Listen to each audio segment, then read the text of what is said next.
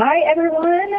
Welcome back to our book club event. We are so excited to bring the fall book club back to all of you guys.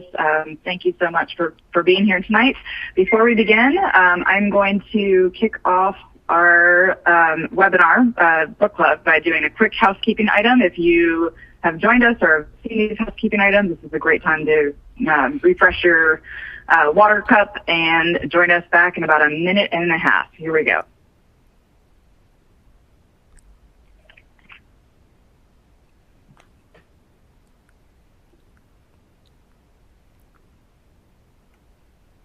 Oops.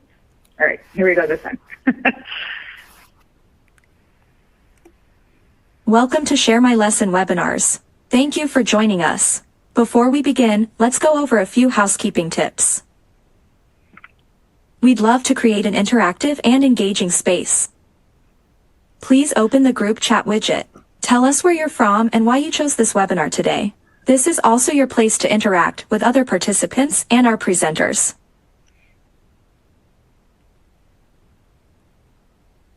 Express your thoughts. Using the reactions widget, you can provide feedback about the presentation. Your feedback is invaluable to us and our presenting team. If you have questions for the presenters, use the Q&A widget to ask them. For technical support during a live session, we've got you covered. You can ask tech questions in the same widget. If your screen freezes or you lose audio, please refresh your browser. If you're in search of resources for this session, you can find them listed in the resource list widget. When the webinar concludes, please take a moment to rate and review this session. This helps Share My Lesson users find the best content and influences future webinars. You may be here for professional development credit.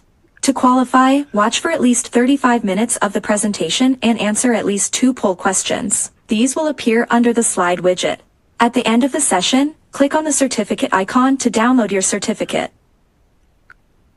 From all of us on the AFT Share My Lesson team, thank you for joining us and enjoy the webinar.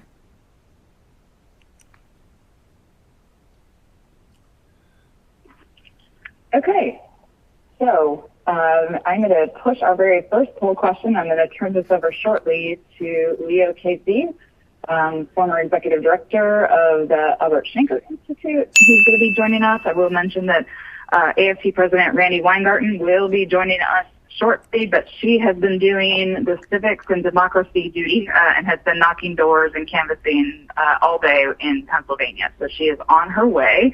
So we're excited for her to join us shortly. The first poll question, so you can get professional development credit if you're in the education space. What is your preferred way to read? Physical books, digital books, audiobooks? Let us know. And then also, I know a number of you attended our just previous webinar that we just did. I'm talking about democracy and local politics and local elections. I see Mary Catherine Ricker, the current executive director of Albert Schenker Institute, is on joining us right now. So thank you, and I hope you guys enjoyed that particular webinar. Now, Leo, I'm going to put you on the spot. I have a feeling I know the answer to this, but what's your preferred way to read? I definitely read physical books. I have I'm not shocked by that at all. Intellectual's fetish for physical books. I love it. I love it. I love it. All right, so the poll question's up there. Let's take a look and see how people respond. And yes, it sounds like this is much more of the physical, actual, turn those pages type books. This may not shock you at all, Leo. I am much more in the digital book space, but then again, I also, live in the digital world of running Share My Lesson and other things. So anyway, well, without further ado, Leo, I'm going to turn this over to you and to Jennifer and Jack. Thank you so much for kicking us off for this fall series. Thank you, Kelly. I've known Randi for decades, and I've pinch hit for her often over the years, so I can get us started, and when she's here, she will jump right in. Jennifer Berkshire and Jack Schneider are the authors of the book we are discussing tonight. The Education Wars, A Citizen's Guide and Defense Manual. Jennifer and Jack have co-authored another important book together, A Wolf at the Schoolhouse Door, which examines contemporary efforts to destroy public education. And they are the hosts of a podcast, Have You Heard? Which if you haven't signed up for, you should, so you can hear them discuss education issues of the day and engage in charming repartee. Jennifer is a journalist by trade and teaches in the Boston College Prison Education Program. Jack is an educational historian and directs the Center for Education Policy at the University of Massachusetts at Amherst. We are grateful to both Jennifer and Jack for having written this book and for taking this time to be with us this evening to discuss it. Thanks so much for having us. You're welcome. Hopefully we'll have some charming repartee. Let's start with the title of your book. Why do American citizens need a guide and defense manual to the education wars? And what inspired the two of you to write it now? Jack, why don't you kick us off? Yeah, that's a good question. And I think that the shortest answer to the first part of the question is that nothing that's happening right now is random. And the news unfolds so quickly, and there are so many things happening involving public education right now that if you didn't have a guide, it could feel like all of these separate controversies, crises, policy shifts are separate in some way from each other, but they're not. They're all part of a coherent whole. And so the task that Jennifer and I felt that we had in this book project was to stitch all of this together for folks so they would see that each time a controversy hits our schools, it's just a manifestation of the same overarching game plan, which is to pull apart public education, to reduce our collective responsibility to each other, to invest less in other people's children, and to ultimately undermine teachers' unions, which are the strongest organized professional network that we have in this country. And so we really built on A Wolf at the Schoolhouse Door, our previous book, which laid out what we thought was a sort of theoretical take on the issue. We didn't understand that what we were predicting might happen, possibly in 5 to 10 years was actually going to happen in the next couple of years. And so we felt that it was really urgent to follow that up with a really clear guide for lay people. And I'll just add one short follow-up to that.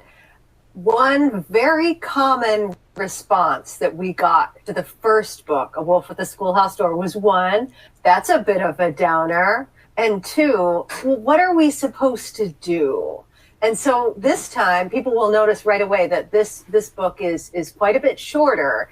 And the entire second half is really meant to lay out how are communities responding to these attacks on public schools? And what's been so gratifying as we travel around and talk to people is that they'll open the book up and they'll say, this is exactly what I needed. Now I know when I hear from my local elected official or somebody on the school board or somebody who's just got terrible things to say about the schools, this is really going to help me respond. Thank you.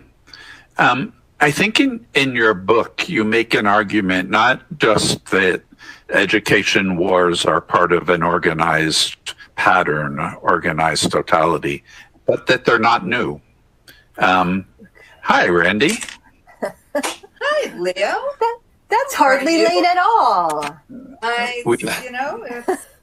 It was the traffic cleared up like remarkably. So I'm in the middle of a question, Good, fantastic. which I will finish, and then Perfect. you can, jump right in after that question. So in this book, you make this argument that education wars are not just part of this organized pattern, but they have a history, a long history in the United States. Why are Americans so often fighting over our schools? And what does that history tell us about our current situation? Maybe I'll start our team answer for this one. I did get introduced as you are the historian. Yeah, right. I should go get the jacket with the elbow patches to answer this one. I think there are three basic components to why we fight over the schools. Maybe four. We care, right? We all care about education in this country. We care because education is inherently about making our collective future, right? There are 50 million young people in our public schools right now.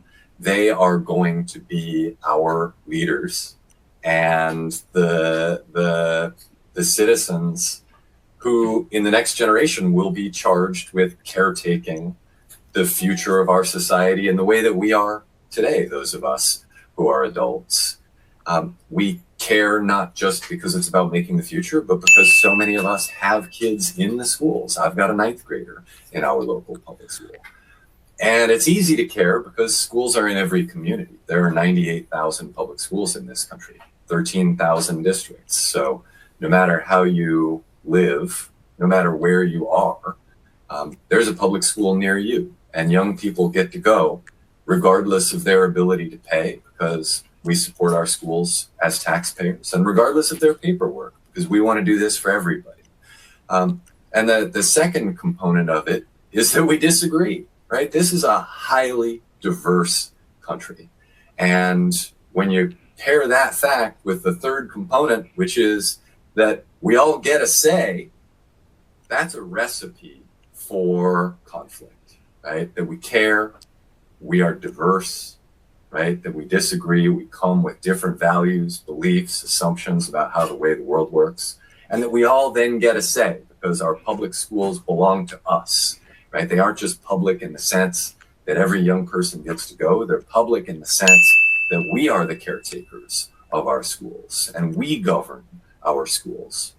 And so we have seen conflict in the schools every generation, right? There's no generation of the past that did not experience conflict. What's different today is that these sparks that fly in our schools, because we care, because we disagree, because we get a say, those sparks are having gasoline poured on. And there's a reason for that. And maybe we'll get into that a little bit later. I don't want to belabor this answer with a detailed accounting of why that gasoline is being poured. But what we can say with certainty is that this is not new in the sense that this is an old pattern that we've seen, but it is new in the sense that the stakes are much higher and the heat has really been turned up. Jennifer, do you want to add anything? No, let's keep going. Okay, Randy? Randy, do you want to take the helm of the ship here? I would love to take over. And I love that question of, first off, thank you, Leo, for doing this. And thank you, Jennifer and Jack, for writing this book on top of the other books that you've written. The book about the wolf at the schoolhouse door, I will tell you, I used over and over again on this, on every time I thought, what is going on here? Am I crazy? Like, why is all of this stuff happening? And I would go back to that book and read through things and say, now I know why these things are happening. So I just also want to say thank you to both of you for, I'm sure the extremists don't like this, but for actually maintaining my mental health and sanity because of, saying, oh, I'm not the only one that is thinking that this is crazy. But there's you just said, Jack, the issues, and welcome everybody to the first of our monthly book clubs over this year. And either as the year goes on, we're going to have an amazing opportunity to really drive hope and do something like you both say in this chapter. I love this chapter where it says, it's like one of the last chapters, about how defending public schools doesn't mean defending the status quo. That, or something, I think you... that's the line. That's I think in there. that's the line, right? Yeah. And so what we're doing, sorry, I couldn't find the specific title, but what we're doing is we're either going to get to a way where we deepen and strengthen public education, or we're fighting from the beginning again in ways that I think none of us envision how that fight will go. But then this book is going to become even more important, and that gets me to the culture wars. I don't think you didn't talk about this one yet, did you, Leo? I did the first two, Randy. Okay, the first two thank you. questions. So, Jack, you started talking about how every generation we have, in some ways, this conflict over schools, because let's argue for a second, education and schools are so important. But the question right now, and the use of the culture wars in education, they feel different to me. Now, I'm not saying that, Darwin and fighting about whether we teach the Bible or whether we teach evolution, like creationism or evolution. I'm not saying that wasn't a culture war-y kind of thing. But deep in what we have all experienced in the last 2-3 years is this attempt to kind of excise education, to kind of get rid of knowledge, and to kind of have this, not only a fear of the other and demonization of the other, but these kind of sense of this red hot culture war that says, if you disagree with us in any way, form, or manner, then you are the evil empire. And so the question I have for both of you is, and I think we all come to the same conclusion about, and Jennifer, you were the first one before me. You saw what Rufo had said at Hillsdale, and I lifted up what you said, that they used it to privatize and to, create distrust. But it feels deeper than that. And so I just want both of you to kind of unpack this a little bit in terms of, what do you think the culture wars in the last couple of years, the book banning, the erasure of history, the basically saying vaccines, questioning vaccines and whether or not kids need them. What do you think it's about this time? So I'll start us off, and then I know this is a topic that Jack has a lot to say about too. And you're right, Randy. It does feel different, and just like even the list you just ran down, there's a lot going on, and public schools are not the only institution that's really being shaken right now. So I'll give you an example. I was just down in Southwest Florida, taking care of a friend, and it just happened that she lives very close to the county Republican headquarters. And so I happened to walk by, I'm very curious, and I poke my head in, and they've got a flyer up on the door advertising an event about the indoctrination of students. And so one of the speakers is there to tout the wonders of homeschooling. One of the speakers there is there to talk about rescuing kids from quote unquote gender ideology. And the third person is there because it sounded to me like he used to be gay, but he's not anymore. And so on the one hand, this could be ripped right out of the 70s, the 80s, the 90s. This could be Anita Bryant all over again.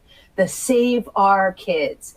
This is folks who feel like the civil rights revolution has gone too far and they want to start rolling it back. And that extends to all sorts of things, whether it's race or LGBTQ issues. And they are now throwing into question the very idea of, whether, do we actually believe in equality as a goal?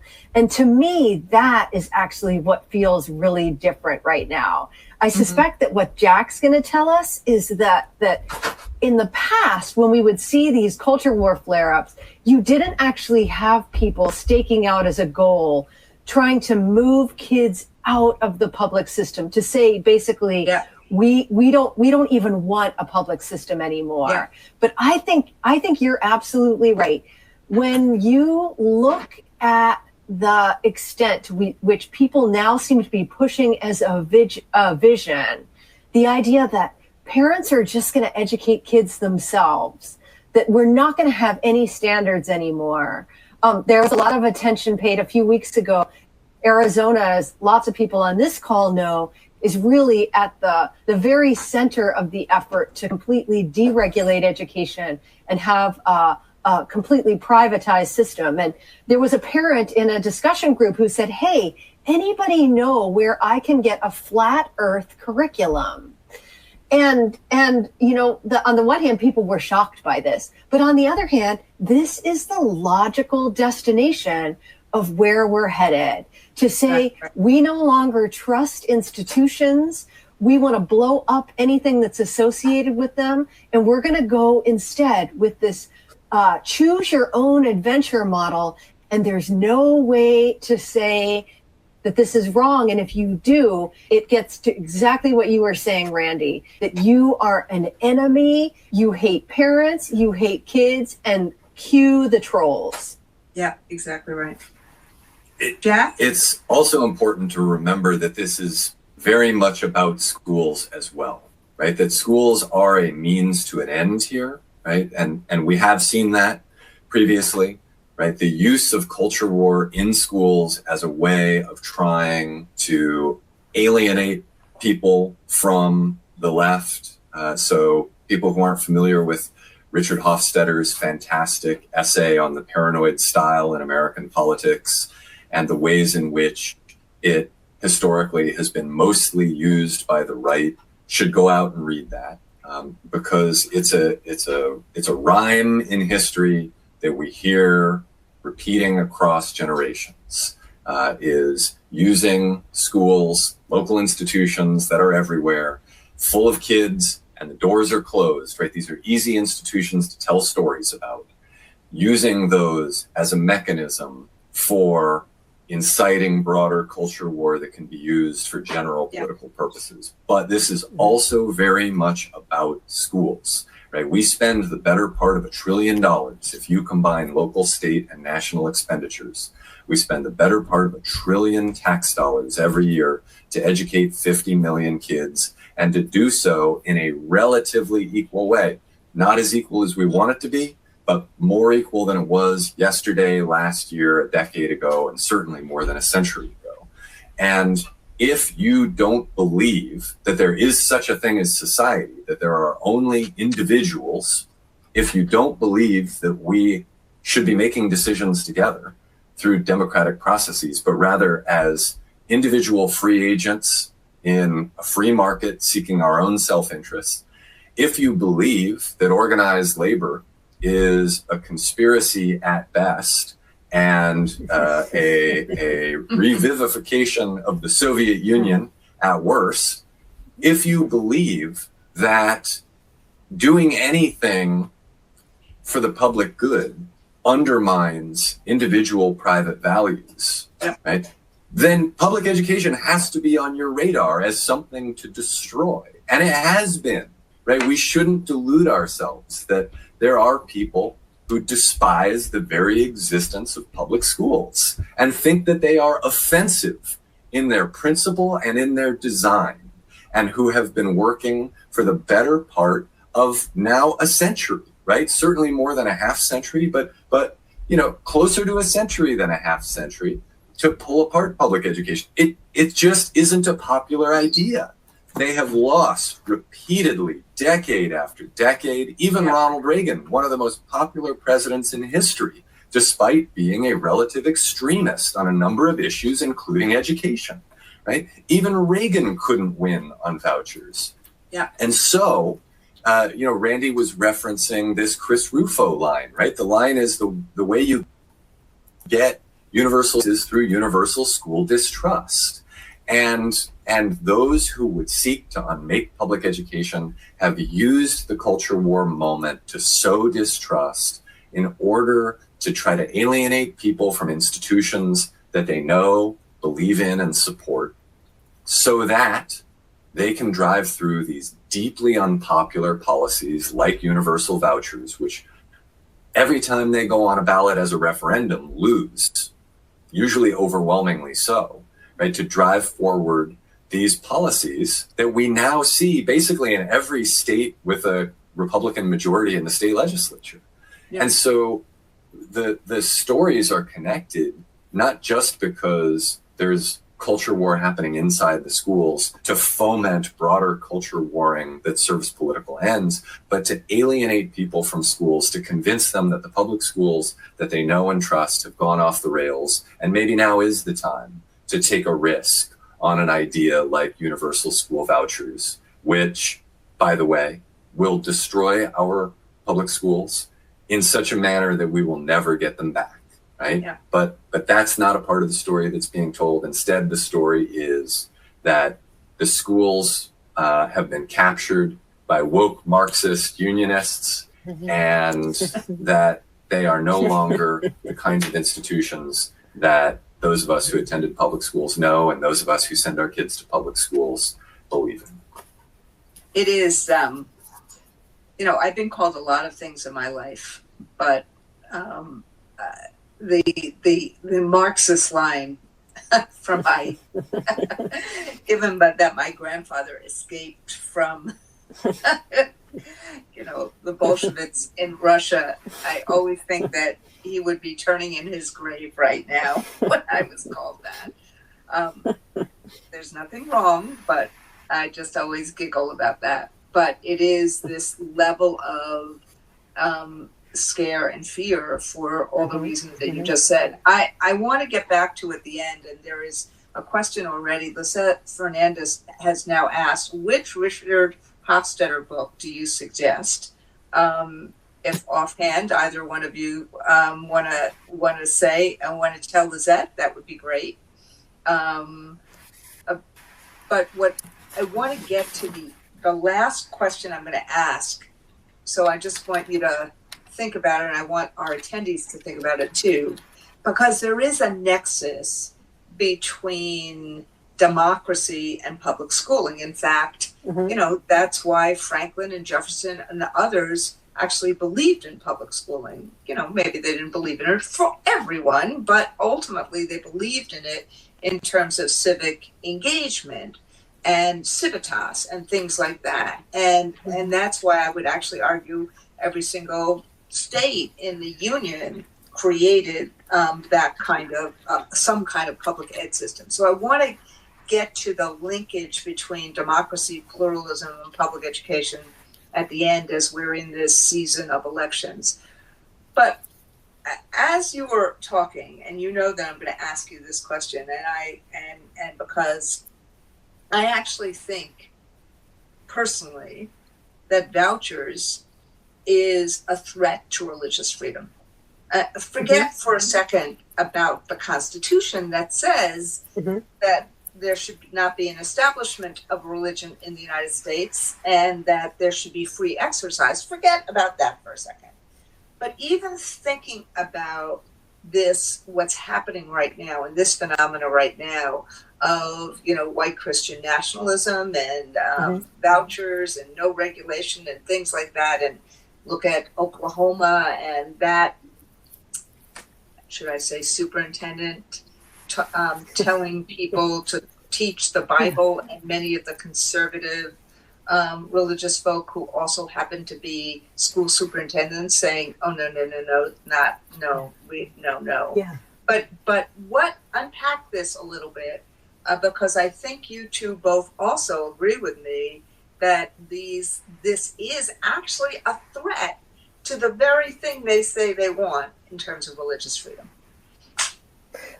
I think it's actually worth thinking a little bit about what's happening in Oklahoma right now, because it makes it real in a way that the more abstract argument about religious freedom can quickly get.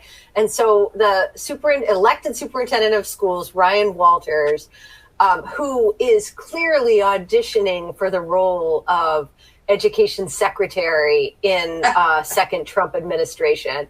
And so, every week Justice was getting that from Mom's. they are going to have to fight between the two of them. So every week, Walters comes up with a new way to try to get onto conservative media. And so his most recent thing is to require that the Bible be taught in schools, and now to announce that they're going to spend millions of dollars to purchase Bibles. And what's been really interesting is how quickly people within the education leadership space have said, hold on a second, we don't agree on even the most basic things. And, the most basic thing when it comes to religion is, well, who gets to go to heaven? Right. And so the superintendent who, Randy, you mentioned, is a conservative guy in a rural district. And he told an amazing story about, he's Lutheran. And, he had his son go to vacation Bible school this summer. And one of the instructors told the son, I'm sorry, son, you're not going to heaven. Because of something specific having to do with Lutheranism and baptism. And this became a way of explaining what a disaster it would be to have schools beginning to take sides in these doctrinal disputes. And so this is actually we have a whole chapter in our book called "What Does Religious Freedom Have to Do with All This?" And Jack, this is your opportunity to sum up what I think we both agree is perhaps the most important chapter in the book. Well, folks should go to the library and get the book. And if you only read one chapter, maybe read that one. I have become fond of quoting Jennifer when she says that Project 2025 is the wrong name for the Trump administration's education vision, that it's actually Project 1825, because what they hope to bring about is the world that we had 2 centuries ago, in which getting an education was a free market affair. It was wildly unequal.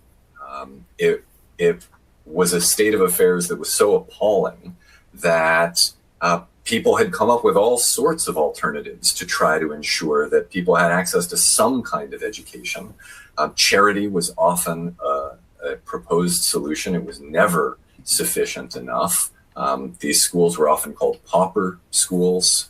So if you were lucky enough to live in a city and unfortunate enough to be recognized at what was then called a pauper, that you could receive a free education, but it was nothing like the sort of education you'd receive today. It was deeply paternalistic and often in a religion that may not have aligned with your own. Eventually, the religious conflicts that we saw in the 1820s and 1830s were so serious that the founders of what was then called the common school system, right? We call them public schools today. They were called common schools by advocates like Horace Mann and Henry Barnard, who believed that Americans needed to go to school together if we were going to survive as a republic. And it may be hard to imagine, but we were almost as diverse 200 years ago as we are today. And people were more religious at the time, and religious diversity was one of the issues that threatened to tear us apart. And the decision was made that there was no possible way that Americans could go to school together if religion was at the heart of schooling. And there was an intentional move to pull religion out of education, despite the fact that it had often been at the very center of parochial schooling. And the rights of families who wanted to continue to pursue a religious education for their children were always upheld, have always been upheld. That is a choice that people have. But when it comes to creating the conditions that will enable young people to go to any school and go to school together and advance the kinds of common aims that we have in order to advance our shared interests as a republic, right? The decision was made repeatedly over and over, not by elites, but by Americans themselves, that religion should be taken out of the schools and conducted in private life. That, and there is, and you know, for everyone who doesn't know, my wife is a rabbi, just retired from the congregation that she ran for about 32 years. And there's often a statistic she cites. I don't have it with me today. I don't think you cited it in the book. I didn't remember you citing it in the book, but that in America, with having both the free exercise and the establishment and the no establishment of religion clause, we actually have more, our country is actually more religious in lots of different denominations than countries that have organized religions. And it is, I think, because of a sense that of the freedom of it. And I think that I was intrigued by the chapter because of both what you both now said, but also because of what we're seeing playing out in terms of what Jackie said about long term. This will destroy the pluralism of the United States, and with that, the freedom to exercise all of the religions or non-religions if people so choose. So I know I'm looking for if there's other people that have other questions, but I have one more question before I get to the last one, which is that a lot of us talk a lot about common good and public good. They're not terms that regular human beings use all the time, but they're terms that we use about what is in the public interest to do. And on some levels, and you said this earlier about public education being in the public interest and about how important it is, and both of you have, and I'm sure Leo did in the questions he asked before, have dwelled on that to a large extent. But let's actually try to talk to our listeners tonight about why this notion of the public good and about public education as a value of the public good is so important. So this is so key, and it's we just got a lot of Valentines for asking that question. And it's tough because we live in a world where we're not supposed to think about the public good. And this is absolutely the case when it comes to education, that you are, as a parent, you are incentivized to think only of your own child.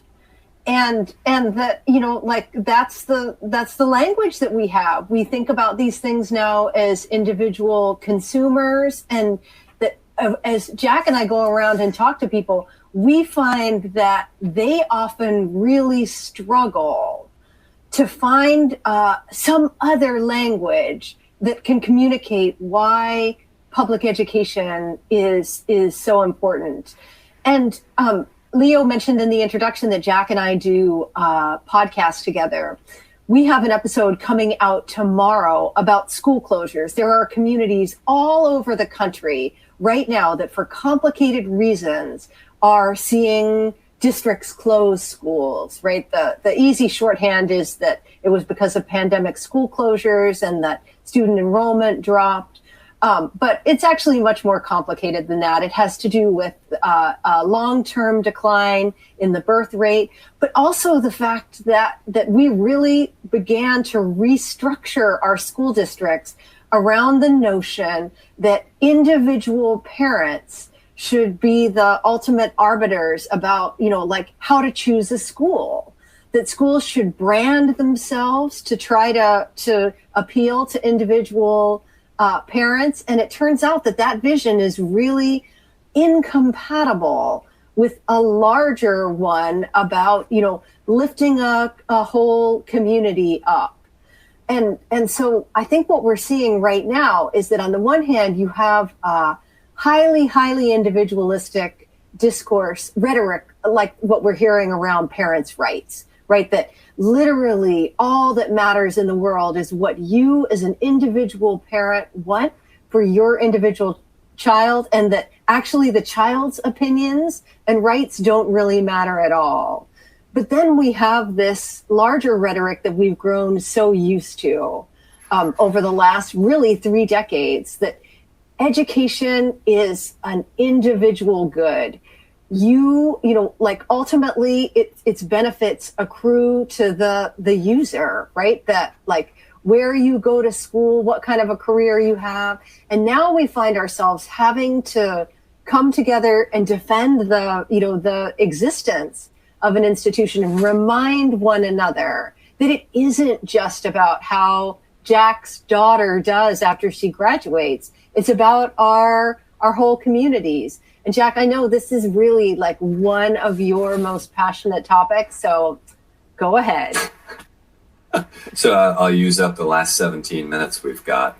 Hang on, let me get my soapbox out. Look around, right? How many opportunities do we have to be a public in this country? It's very easy to be an individual. It's really easy to be a consumer. It isn't particularly equal to be a consumer and an individual. It's not particularly conducive to life in a democracy. But maybe those are features rather than bugs, depending on your viewpoint. I see them as bugs, right? I see my daughter's trying to sneak past behind. I don't know if anybody saw her creeping back there. That we aren't a public merely because we exist in the same geographical space, whether it be a city or town or a state or the nation. We aren't a public merely because our system of governance is a democratic one. Right? We have to continually remake ourselves as a public, which requires us first to recognize the equal standing that each of us has, right? And that takes work to recognize the inherent dignity, value, and belonging of people who are unlike you, who worship a different God, who have different cultural traditions, who look differently from you, whose ancestors speak different languages. And it may be that they speak different languages, right? That to be a public, we need to recognize that we all belong and we all have standing. We second need to recognize that each of our actions affects everybody else, right? This is a basic thing that you learn in kindergarten, but there certainly is a worldview that rejects that. No, we are each individuals, right? Instead of a society, we have an atomized alternative in which each of us pursues our own self-interest without any regard for anyone else. And we've seen the kinds of consequences that thinking like that has for this nation.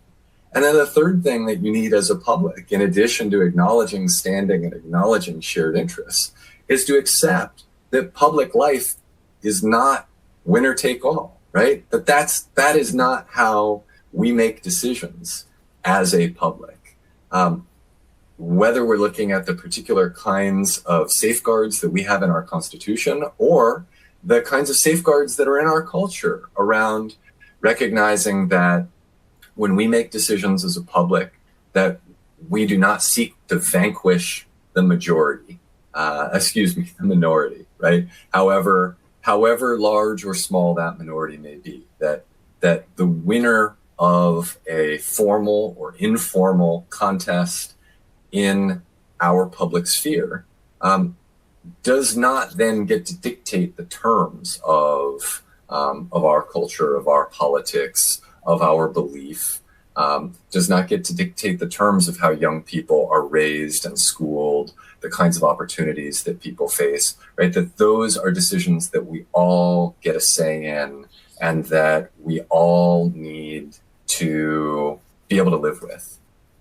And so in terms of making a public, we need to practice being a public. And where do we practice that, right? In line at Starbucks? I don't think so, right? We practice it by going to school together. And one of the things that public education does, in addition to, yes, providing you with human capital so that you can get ahead in the world and get the job of your dreams, is to give you 12 or 13 years alongside other people in your community, right? And to try to cultivate in you those kinds of public mindsets, right? So much of life in school is learning how to get along with each other, right? Learning how to make decisions that aren't the kinds of decisions that each of us might have made on our own, but which collectively serve our shared interests. And that was the design of public education. It's a part of public education that has never gone away. But we don't talk about it so much, right? And when you ask people, why do we pay for public education with our tax dollars? It can be a stumper, right? Because we often view the value of public education as accruing only to the individual, right? Just to the student and that student's family. No, it benefits all of us. We pay for public education with our tax dollars because the benefit of having an educated populace that can live together spills over outside the school and across our communities.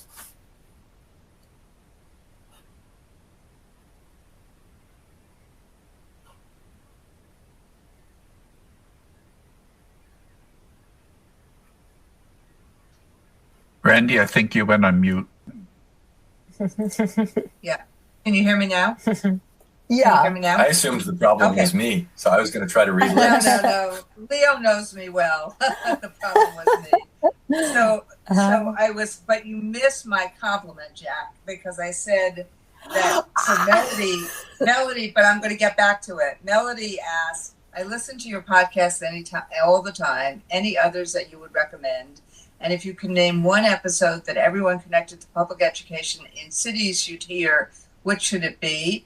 Well, the one thing, Melody, I would say is that this book, Education Wars, the A Citizen's Guide and Defense Manual that Jennifer and Jack just wrote, or actually I wrote a few months ago, but it's our first one this semester and this school year.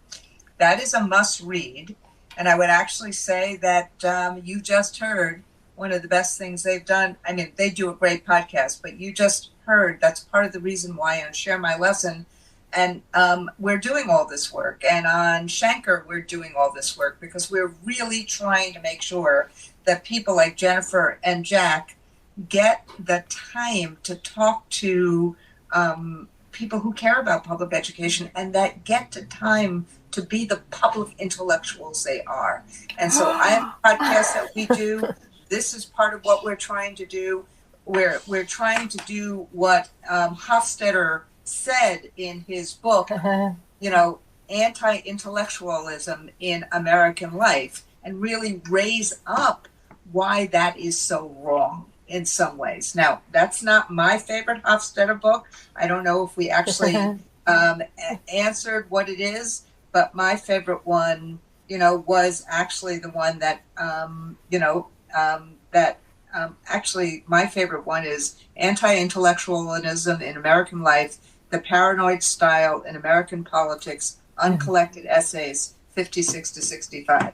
So that's my favorite one. I don't know if the three of you have a different one that you think is better than that His one. book on populism is also a good one. Historians, by the way, take pot shots at Hofstadter because he never did any archival research.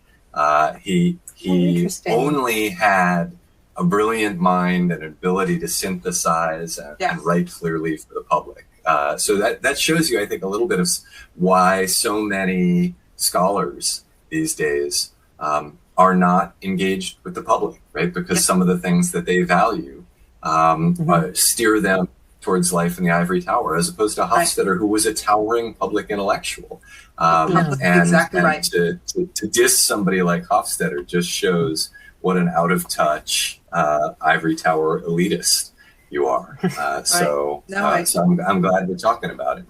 I'm really glad. And look, you know, part of having Dr. Google is a reminder to a bunch of things that you read a long time ago. But I actually think that this leads to the next and frankly last question that I have for you, unless Leo has another one, which is, democracy is not a spectator sport. And look, we've just had, you've all had it for 50 minutes, I've had it for 40 minutes, an intense discussion on public education, the value of it, the importance of it, and doing it and thinking about it in terms of the long-term societal value as well as the individual value. And we've talked about that, and you two have talked about that brilliantly over the course of the last 50 minutes. How do we weave in and connect this idea that elections matter, that democracy is not a spectator sport, and that we connect the dots here? I think people see it. I often say, and then I'm going to let both of you take this for the next, however long you want. I often hope and have hoped to have an administration where we can really transform education to be much more, particularly for kids who are older, in junior high school and high school, to be much more project-based and experiential-based. Because I have always believed that if we could get kids to actually solve a problem in their own communities, that they would start seeing and connecting the dots between elections, policy, and problem solving. But you can't do that in a 20-minute class. You have to really engage in a real way. And with the relationships that you were talking about before, with the resilience, or whatever word we want to use when somebody falls, and then how you get up again, and how you problem solve, and how you critically think. But you have a chapter in here that talks about democracy is not a spectator sport. And so how do we make that real for people? And how do we make that real for people in the next 36 days?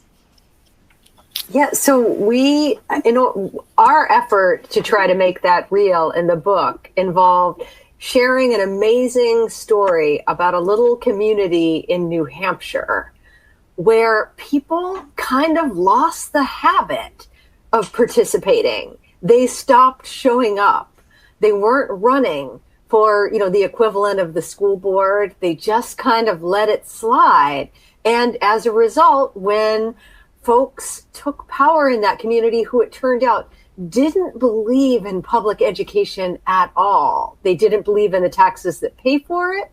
They wanted kids to attend a for-profit micro school where they would be basically just sitting on a computer all day, and instead of a trained teacher, they would have a minimum wage guide. And this particular group who took over this town, their ultimate vision was one that I think we will increasingly see in states with vouchers now, which is that parents will be asked to shoulder the burden of paying for education themselves.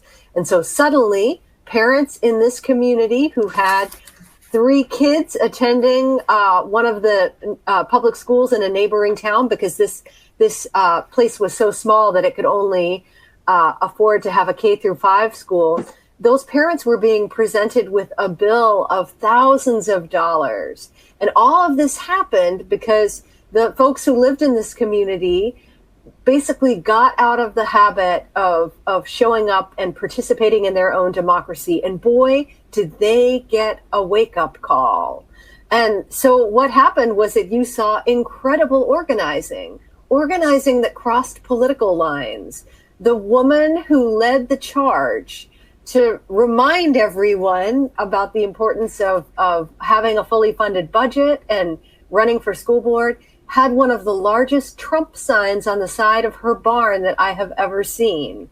And yet what ultimately happened in this community was that hundreds and hundreds of people came together. It was the single largest gathering in one place in this little town's history. And they said, you know what, we're going to take our school, we're going to reinstate the budget that this libertarian group tried to cut. And to me, it was such a vivid reminder of what it looks like when you forget about, one, showing up and participating, but also you forget how to talk to each other about what matters, what it requires of the community to support its own schools. And so on the one hand, rewrote our book because we are so worried, but I think we see a level of organizing taking place all over the country that frankly we've never seen before. And Randi, I'm sure as you're out canvassing, you're seeing it too, that so much of the organizing right now is centered around the defense of public education. Yeah. And Jack, I don't know I'm sure you have something to add, but we only have 3 minutes left. Yeah, Jennifer, you should get a recording of this next 3-word phrase. I'll be brief. It may be the only time you ever hear me say that. So I think that in most years, education is not really a national issue. We know that education happens in our communities and in our states. That's where most of the power is and where most of the change comes from. This year really is a national issue. And it's something that voters can connect with because it's something that people experience and that people know something about.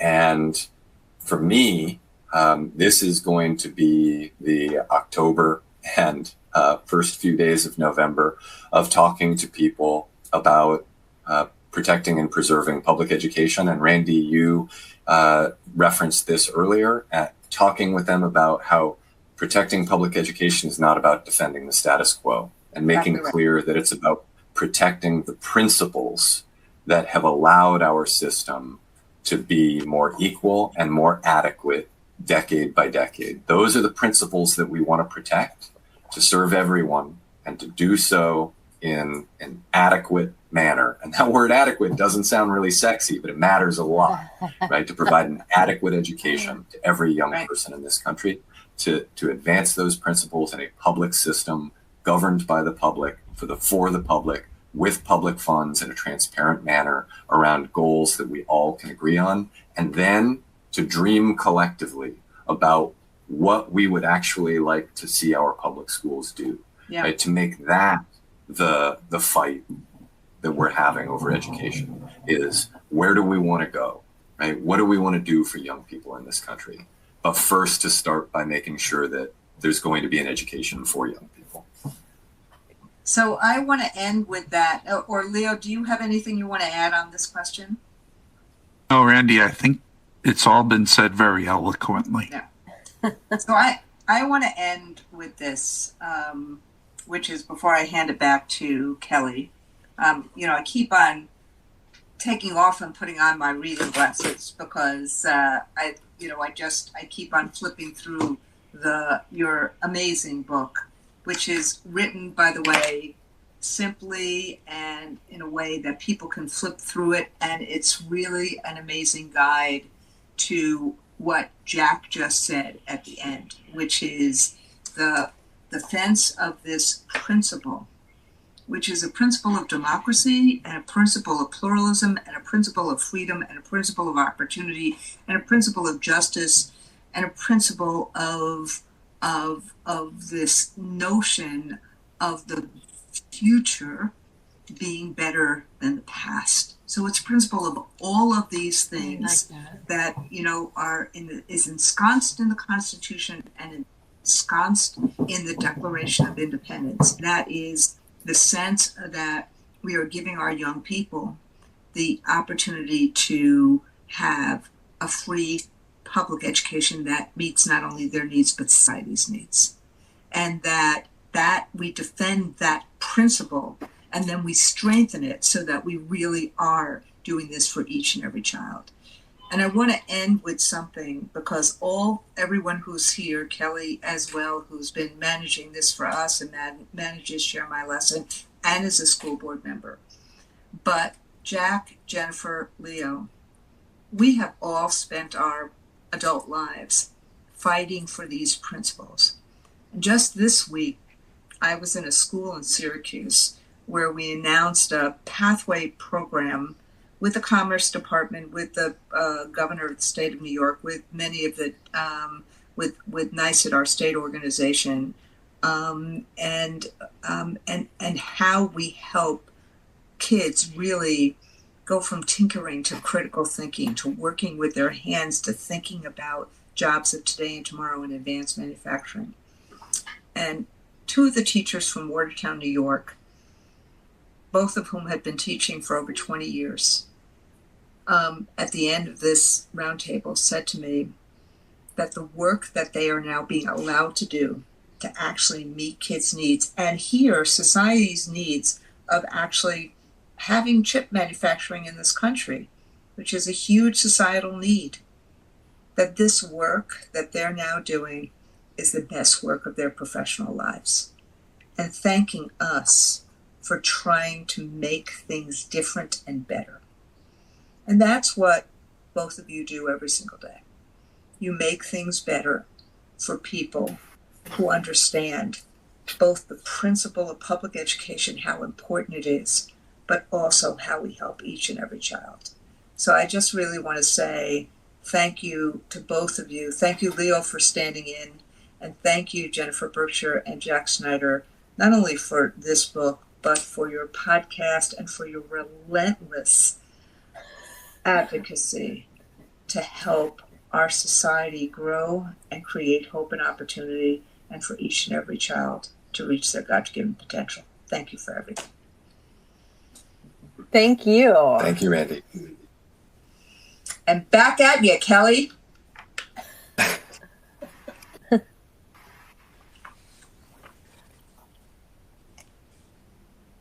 I think it's back at you, Kelly. Well, I thought, didn't we discuss that Leo was going to do the song and dance at the end as people got to leave? Where's your hat, Leo? And the cane and the... Yeah. I don't know what happened to Kelly, but I do know she was going to announce that I'm here. our next... I'm sorry. I guess I had great. not unmuted myself, and I was saying some brilliant things. I only have to pinch it once. No, I just want to say, Randi, Leo, Jennifer, Jack, thank you so much. Yes, I am on our local school board. We don't have to deal, fortunately, with some of the issues that you guys are talking about, a number of the issues, but we certainly have our own challenges. And, the work that, school districts do and that the Randi running the AFT does is just, incredible. And it's really inspiring. It keeps me going when I'm exhausted. So I just want to say thank you. We are coming back with our next book club October 20th. And we actually have two events. We're going to start off again for our part 2 of our Civics and Election series in partnership with the Albert Schenker Institute and National Constitution Center will be joining us as well, talking about teaching the United States Constitution and civics ideals, why voting matters in every election. And then followed by that will be our next book club, which is our conversation with Heather Cox Richardson. And I put that in the chat box so you have those links to register. And she has her new book out, Democracy Awakening, Notes on the State of America, So I'm looking forward to that conversation. She's quite the historian and really inspiring to listen to. So that'll be a great follow-up to kicking off this series, this book series with Jack and Jennifer today. So thank you all so much. Also, feel free if you want to follow up on any of the previous book clubs that we've done. They are all available on demand, and I put a link to a new community we created on Share My Lesson for the AFT Book Club, so you can grab, one click find all the different options that are available online for that. So again, thank you guys so much. Appreciate all of you, and we can't wait to see you next month. Bye now. Bye, everybody. Thank you, everybody.